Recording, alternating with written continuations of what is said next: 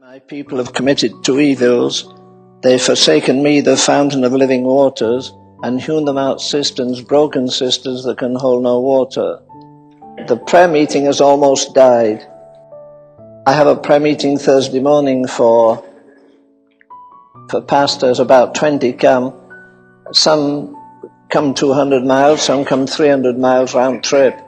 And the last 5 or 6 weeks, we've all ended up on the floor in tears, praying for one thing, revival. Nobody's praying for his church. I believe the spiritual condition of America at this moment is lower than it was in the revival of the 1700s with Jonathan Edwards. We've forsaken God, particularly we've forsaken the prayer meeting. What would happen if you had a choir like, say, you have at First Baptist or somewhere? What if only 10% turned up for choir rehearsal on Friday night? Do you think you might get the resignation of the choir master? But supposing a guy with 26,000 members had 10% come to the prayer meeting, he'd die of shock. One of the young pastors that comes to us, he got moved by the power of God. He went to his church and said, look, I'm going to preach Sunday morning, Sunday night, but not Wednesday night. We're going to pray. He's in a country church. He went from 60 Wednesday night to 6. They don't want to pray. We had a prayer meeting where people drove 4, 5, and 6 hours. And there were people that came, and they belonged to famous churches in California, and they came over and said, look, we know why God's brought us in this area. We need to learn to pray. We went to a very popular church. It's attended by dozens, hundreds of film stars and others, but there's no prayer life there. But you know what happened? When they come 3 or 4 times, they quit. Do you know why?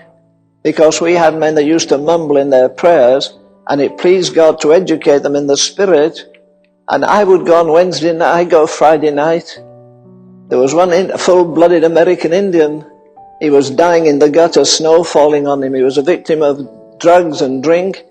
And God awakened him, and he got wonderfully saved.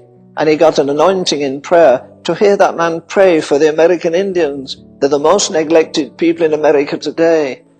And the Indians somehow don't go after them. You can't go on the reservations, they kill you.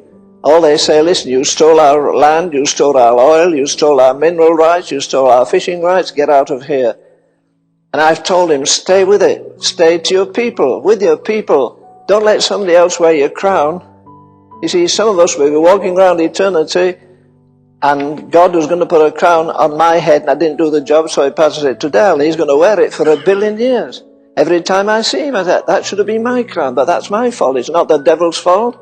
No man take thy crown. That's a warning against deacons. But anyhow, don't let a man take your crown. God has given you a job, do it. If you die,